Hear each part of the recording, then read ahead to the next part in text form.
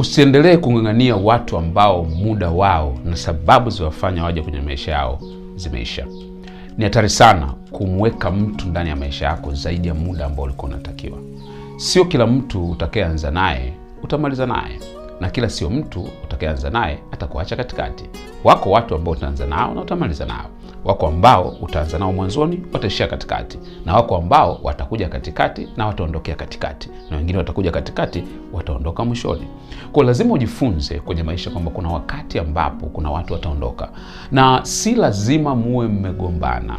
Watu wengi sana wanafikiri ili mtu aondoke katika maisha yao lazima wamegombana, wamekosana, kuna ugomvi. Hapana. Wakati mwingine ni majira yao yamepita, wakati mwingine ni sababu iliyowafanya waje kwenye maisha yao imepita. Ukiendelea kumng'ang'ania mtu ambaye muda wake umeisha, badala ya kuwa ni baraka kwenye maisha yako, atageuka na kuwa ni laana. Inawezekana ni mtu kazini, inawezekana uko kwenye mahusiano naye, inawezekana kwenye biashara kama business partner, na kwenye maeneo mbalimbali tu. Sasa kuna vitu ambavyo unatakiwa uvijue kuhusiana na watu, usiwang'ang'anie. Ya kwanza ni kwamba kuna watu wanaondoka kwenye maisha yako sio kwa sababu ni mbaya au sio kwa sababu ni wabaya, au sio kwa sababu wao ni wabaya. Ni kwa sababu tu wamekamilisha kilichowaleta. Wengine wanakuwa wanajua kabisa wanakuja kwako kufanya nini, aidha kuchukua au kukupa. Wengine wanakuwa wajui, wanakuwa wapo tu pale hawajielewi, lakini ukweli ni kwamba wameletwa na wamepangwa wawe kwenye maisha yako kwa wakati huo kwa sababu maalum.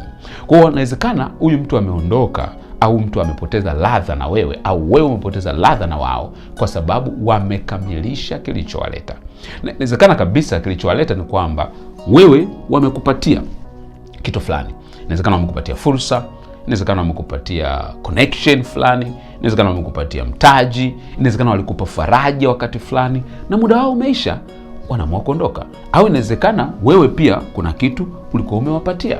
Inawezekana kuna jambo umewapatia, kuna somo uliwapatia, na wewe pia inawezekana kuna connection uliwapatia, kuna furaha fulani uliwapatia, kuna jambo fulani ambalo walipata kutoka kwako. Wakisha kamilisha au mambo haya yakisha kamilika, basi hawana sababu ya kuendelea kuwa katika maisha yako. Kumbuka, hakuna watu wanaokutana kwa bahati mbaya. Hakuna watu wanaokuja kwenye maisha yako kwa bahati mbaya. Kila anayekuja anakuwa na sababu na anakuwa na majira yake. He has a reason and he has a season. Kwa hiyo wakati unapoisha, majukumu yale yanapoisha, huyu mtu utashangaa tu. Hata mwenyewe utashangaa, basi sijagombana naye, lakini ile ladha ya kuwasiliana naye kila siku imepotea. Ladha ya kumtafuta imepotea. Ile hamna excitement uliokuwa nayo juu ya huyo mtu imepotea. Ukianza kuona hivyo, inawezekana kabisa kilichowaleta kimekamilika na sasa ni wakati wa wao kuondoka. Si lazima ugombane nao ili waondoke. Jifunze kutowang'ang'ania. Jambo la pili ambalo unatakiwa kulielewa inapotokea hali kama hii ni kwamba kuna jambo la hatari liko mbele, unaepushwa nalo. Unajua kuna vitu vingi ambavyo vijui. Mbele yetu kuna vitu vingi ambavyo vinaendelea. Kuna watu ambao walimshukuru Mungu kwamba kuna watu walipotea kwenye maisha yao, kwa sababu hao watu baadaye wakagundulika wana changamoto fulani ambazo kama wangekuwa wameendelea kuwa pamoja nao, na wao wangekuwa sehemu ya hizo changamoto za watu wao.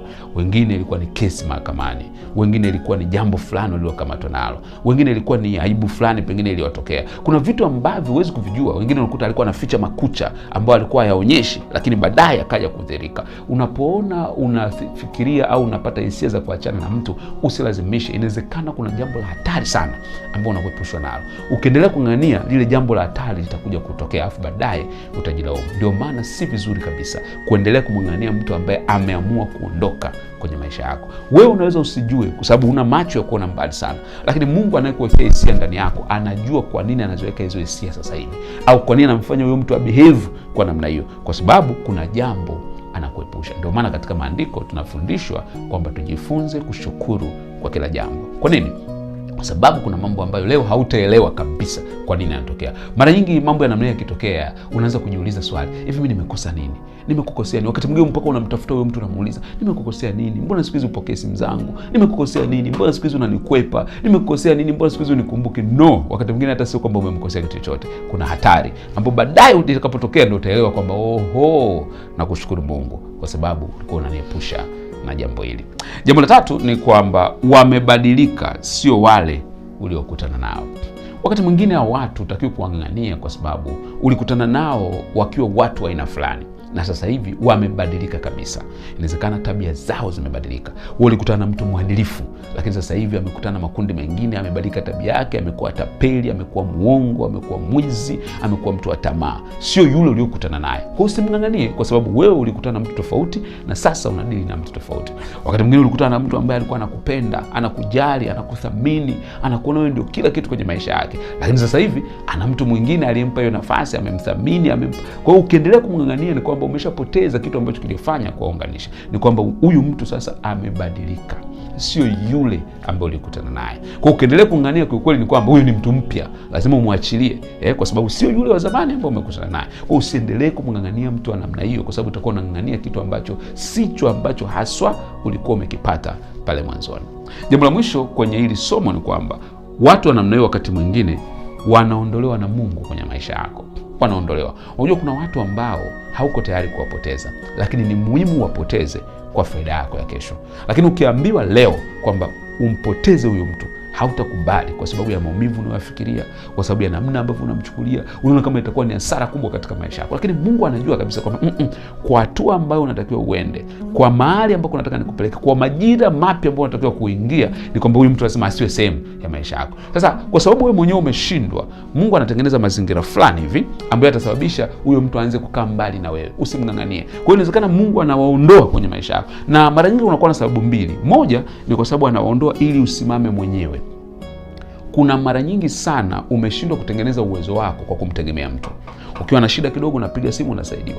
Ukiwa una hela unapiga simu unasaidiwa. Umetengeneza hali fulani ya utegemezi wa muda mrefu ambao ni kama ina fulani ya utumwa ambao mwenyewe hujui kama ni utumwa, lakini ni utumwa. Kwa Mungu anapotaka kuanza kukufanya ujitegemee, uwe imara, kwa sababu kuna kiwango anataka kupandisha, atahakikisha anaondoa wale watu wote ambao ni tegemezi kwenye maisha yako, ambao wewe unawategemea, ili uanze kujenga mizizi na misuli ya kusimamia kitu chako mwenyewe, ya kuwa na uwezo wa kuamua wewe mwenyewe. Lakini sababu ya pili ni kwamba anakuondolea utegemezi wa muda mrefu kwenye maeneo ya msingi. Kwa mfano maeneo ya fedha, maeneo ya maamuzi. Unajua kuna watu ambao unakuta hawezi kufanya maamuzi mpaka fulani aseme, mpaka fulani aamue. Matokeo yake amekosa fursa nyingi kwenye maisha. Matokeo yake ameshindwa kuwa mtu ambaye anaaminika kwenye jamii. Matokeo yake ameshindwa kujisimamia. Kwa nini? Kwa sababu ya utegemezi. Kwa Mungu ana create distance ili akupeleke katika utu upya, akufanye mtu wa tofauti na vile ulivyokuwepo mwanzoni. Kwa hiyo sio kila wakati unapoona mtu anaenda mbali na wewe, basi unatakiwa utumie nguvu kubwa sana. Jifunze kuelewa, inawezekana huyo mtu anaenda mbali kwa sababu ya hizi ambazo nimezieleza. Ukizigundua kama ni sababu mojawapo katika hizi nilizoeleza, manake using'ang'anie. Kung'ang'ania watu zaidi ya muda wao ni kujitafutia matatizo yasiyokuwa ya lazima. See you at the top.